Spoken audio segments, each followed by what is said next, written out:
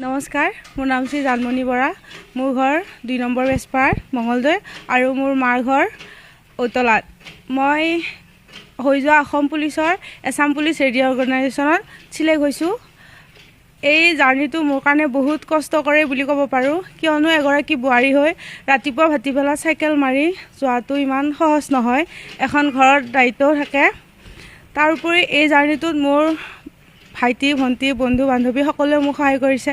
লগতে মোৰ মা দেউতা, মোৰ হাজবেণ্ড আৰু মোৰ শাহু দেউতাৰ শাহু মই বহুত মোক লৈ গৌৰৱ অনুভৱ কৰিছে, কাৰণ মোক তেওঁলোকে দেখিয়ে আছে যে দিন ৰাতি মই কেনেকৈ কষ্ট কৰিছোঁ।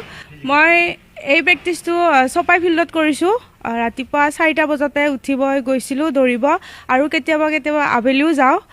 বেছিভাগ পুৱা ৰাতিপুৱা যোৱা যায়। আৰু মই এই প্ৰেক্টিছলৈ গ'লে ইয়াৰ পৰা চপাই ফিল্ডলৈ চাইকেল লৈ যাওঁ।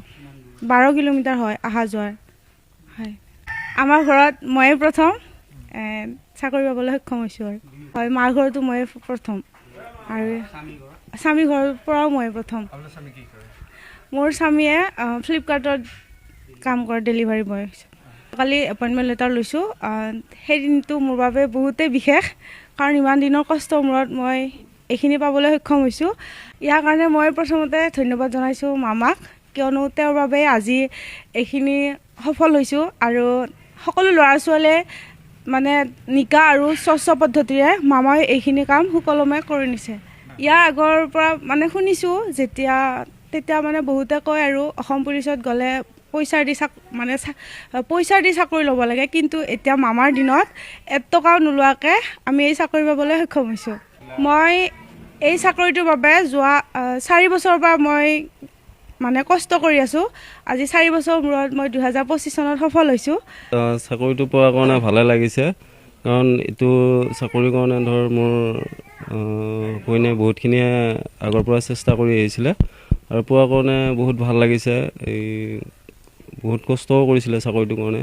3-4 বছৰ ঘৰৰ পৰা আপ ডাউন কৰি পেলাই এনেকৈ যাব লাগে। ঘৰতো বহুত কাম থাকে, তাৰ মাজতো মোক ভাত পানী মই ৰাতিপুৱা 7টামান বজাতে মই ফ্লিপকাৰ্টত কাম কৰোঁ।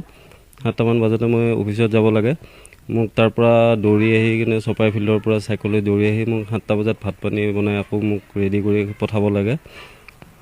তাৰপিছতো যে চাকৰিটো পালে বহুতে ভাল লাগিছে, আৰু বিশেষকৈ এইটোৰ কাৰণে ভাল লাগিছে, দুখীয়া মধ্যবিত্ত মানুহখিনিয়ে ইমান আগতে চাকৰি পাবলৈ বহুত কষ্ট হৈছিলে পইচা পাতিৰ ক্ষেত্ৰত। এতিয়া পইচা পাতি এটকাও দিব লগা হোৱা নাই। সেইটো কাৰণে মুখ্যমন্ত্ৰী ডাঙৰীয়ালৈ আমি ধন্যবাদ জ্ঞাপন কৰিলোঁ।